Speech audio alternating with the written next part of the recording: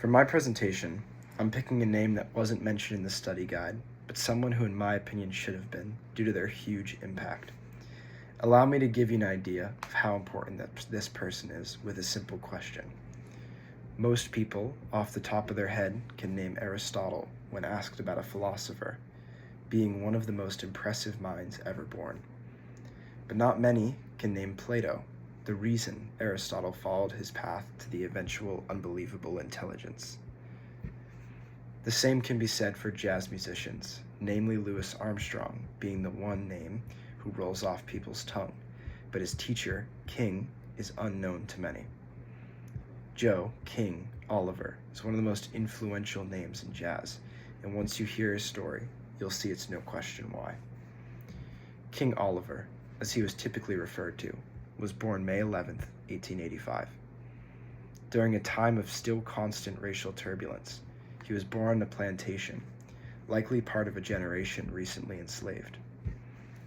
However, during this time in history, he was free, so he used this freedom to begin studying trombone, eventually switching to cornet.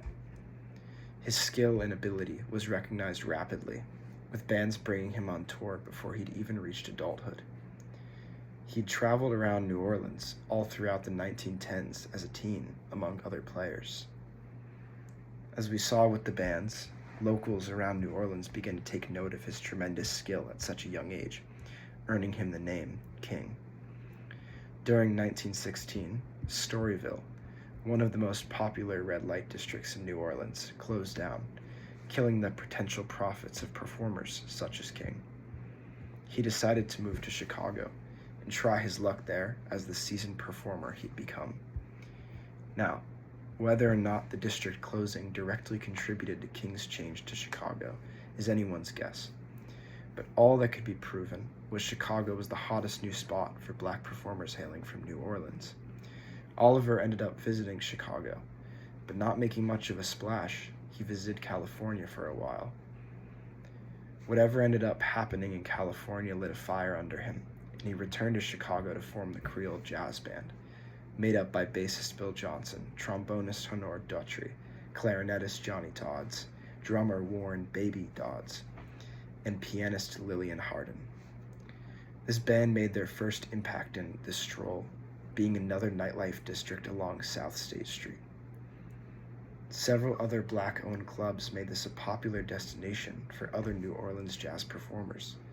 This band was a hit and quickly rose to local fame, but was missing a key element, and Oliver could feel it too. He wrote home to New Orleans, decided to give his former apprentice, Louis Armstrong, another chance. This turned out to both perhaps be his downfall and his greatest victory. Louis Armstrong quickly molded with the band, his improvisational skills off the charts. Oliver quickly fell behind in terms of improvisation and raw talent, but still had unique abilities on the trumpet that came with experience, like the Harmon mute. Unfortunately, from here on out, Oliver's story is a tragedy. Missed opportunities, the band breaking up, and rejected solo positions ruined Oliver, putting people like Ellington and Armstrong on pillars. Oliver developed a gum disease later in his life and was unable to perform the same way anymore, eventually being unable to play even a note. Eventually, left without any other choice, he sold his trumpet and clothing and managed a fruit stand until eventually dying of a heart attack. This story, of course, is a tragic one, but his impact on history cannot be forgotten. Firstly, though it seems disrespectful to not highlight a direct contribution from him, the fact he taught and brought Armstrong into the light cannot be understated in importance. Additionally, his group was the first notable black jazzman discography, paving the way for other groups to make it into recording. 30 cuts of performances remain, inspiring aspiring jazz musicians for years to come. Though this was also a choice, for the Spotify selections of the jazz modules, it'd be absurd for me to not mention Dippermouth Blues, one of the greatest early jazz solos ever done in my opinion.